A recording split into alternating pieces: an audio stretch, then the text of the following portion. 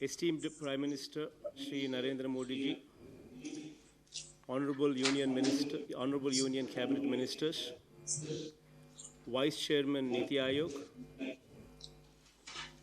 participating Chief Ministers, Lieutenant Governors, and other dignitaries.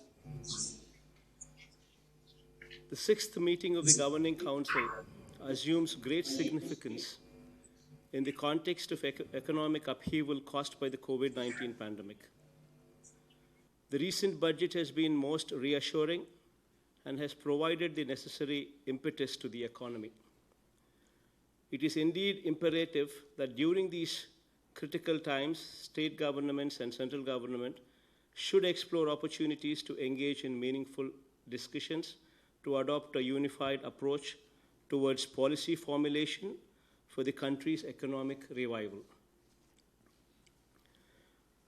So, with respect to the first agenda point of making India a global manufacturing hub, I wish to point out, sir, for India to become a formidable force in manufacturing, we must conduct a thorough study and analyze the factors that have contributed to the success of countries that have demonstrated good progress in manufacturing sector. In my opinion, sir, 5 significant impediments to the manufacturing sector growth are exorbitant cost of funds from our financial institutions, sir. High cost of power is the second such concern, sir. Delays associated with land procurement is the third concern, sir. Fourthly, sir, delay in complexity in grant of statutory clearances. And fifth, rigid labor laws. With respect to each of these hurdles, the state governments and the union government must take a deeper dive to understand the root cause and make a conscious effort to introduce reforms to mitigate these hurdles.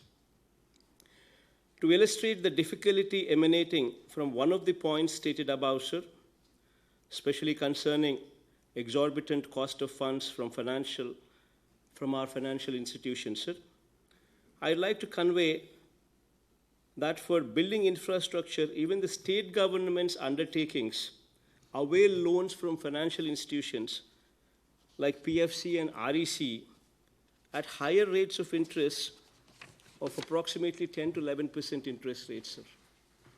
If this is the difficulty faced by the public sector undertakings run by the state governments itself, then one can imagine the plight of the private sector, sir.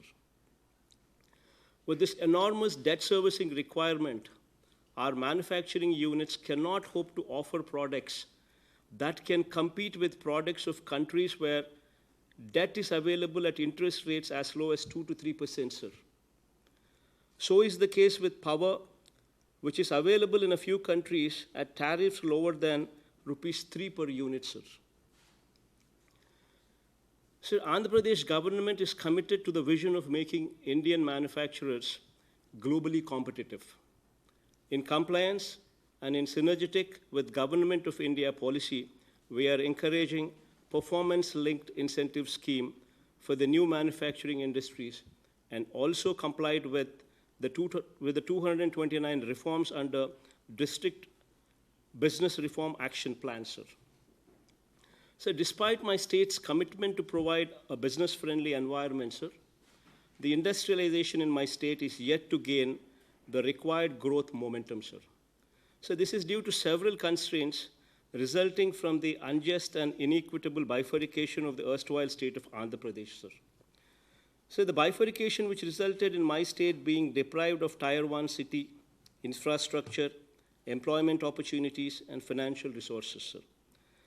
So rapid industrialization in my state is possible if only special category status is accorded, sir. This was a commitment made on the floor of the parliament and was a precondition to the bifurcation, sir. So having said this, sir, moving to the second point in the agenda, sir, reimagining agriculture, sir. So this deals with a sector, the agriculture sector, which employs close to 60% of the country's population, sir, And in our state, it employs 62% of the population, sir. So the aim of policy formulation with respect to agriculture and allied sectors should be to mitigate the risks and difficulties faced by farmers, sir. Sir, I wish to draw your kind attention to 5 key policy interventions, sir, which would, in my opinion, provide immense support to this sector, sir. One, sir, the first point, sir, minimizing costs associated with crop production, sir.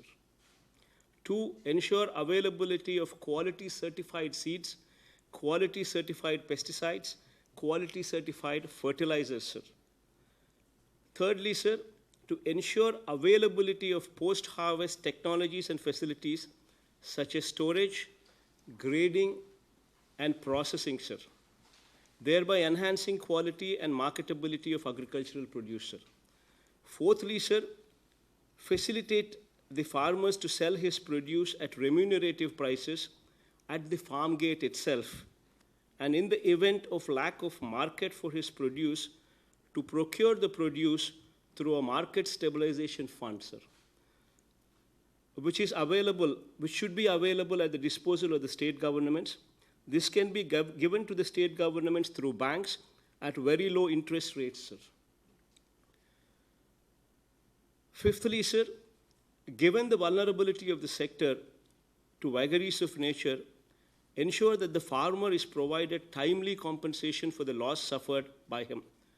Further, to mitigate the impact of drought, the share of the land under assured irrigation, sir, must be increased. For strengthening the sector and doubling the farmer's income, the above steps are most essential, sir. Given the predominantly agrarian nature of my state, my government has introduced many supporting initiatives.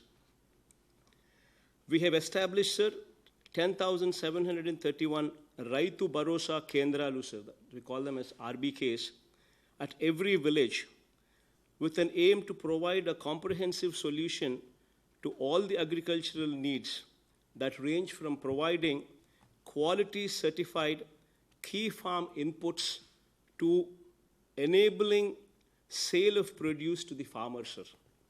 Sir, furthermore, sir, multi-purpose facility centers are being created in coterminous with RBKs, sir, to provide facilities such as dry storages, drying platforms, godowns, collection centers, cold rooms, primary processing, assaying equipment, and bulk milk cooling units, automatic milk cooling units, and also food processing units also, sir, wherever required. The other mentioned facilities are being provided at the village level itself, sir, to the farming community. To enhance their income, not only from agriculture, but also from allied activities as well, sir. I take this opportunity to convey my appreciation for the central government's initiative, sir, of providing for an agri-infra fund under Atmanirbhar Bharat, sir.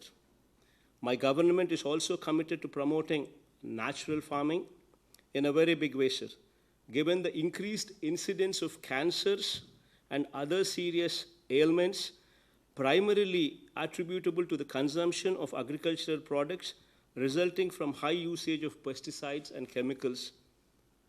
Sir, we are also of the firm belief that natural farming would result in rejuvenation of soil health, sir.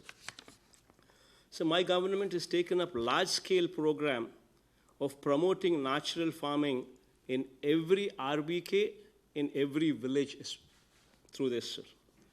So specific to my state, sir, to provide sustainable irrigation, I would like to humbly request your support for quick approval of revised cost estimates and timely completion of the Polavaram irrigation project, sir. Declared as a national project, the project is regarded as my state's lifeline, and the completion of the same would contribute significantly to the increase in irrigated area in my state, sir.